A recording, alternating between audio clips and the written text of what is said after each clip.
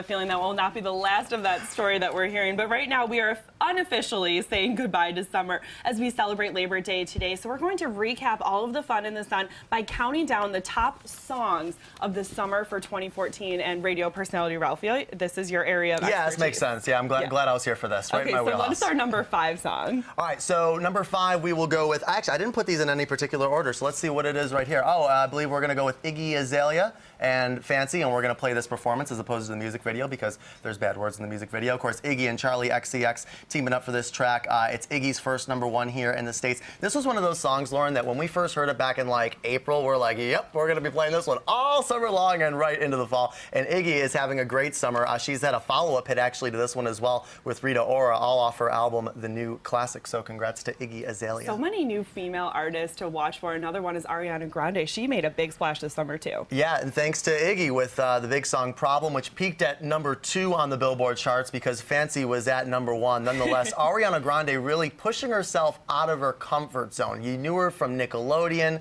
and you knew her as this very soft-spoken actress slash maybe singer, and now she's really come into her own. Her manager, Scooter Braun, who also manages Justin Bieber, credits that with her success this year, along with, of course, her voice.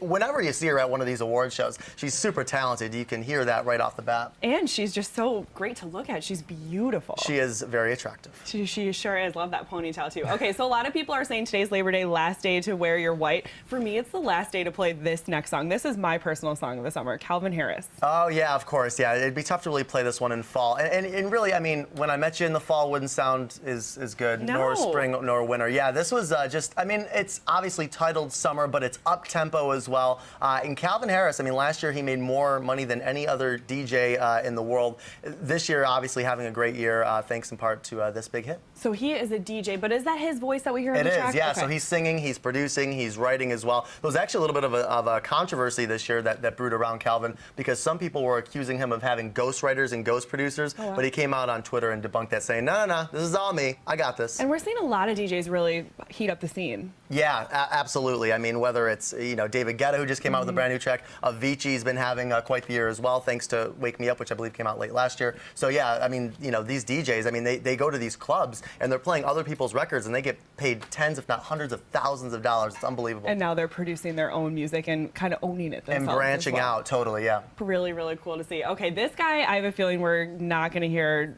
or we're going to hear a lot more of him as well, too, Sam Smith. Yeah, I mean, his debut album did so well in the States, and this was the big hit. #1 right now at Pop Radio Airplay. And it's not a typical summer song when you hear it, but this song was so good that you couldn't escape it. It's good transition music. Yes, yeah, we'll take that as well. And we're going to be hearing a lot of it into the fall. And, of course, we heard a lot of Sam this past summer, too, because he was on Disclosure's Latch. He was on Naughty Boy's La La La. And I think he's got a few more big hits off of his album as well. Is this someone that we should really watch out for come like Grammy season? Oh, totally, absolutely. So many people compare him to Adele because he has that voice that just resonates and he could just flat out sing, and I think that will certainly resonate with the Recording Academy come next year. I'd love to see him take home some of those trophies come award season. Okay, our last one, we're going back. These have all been new artists, but Taylor Swift, she has completely changed her style. Yeah, and this was obviously released towards the very end of summer, just a few weeks ago, yet it debuts at #1 on the Billboard Hot 100. It broke all types of radio airplay records when it first came out because stations were playing it every hour, even though it was a brand new song.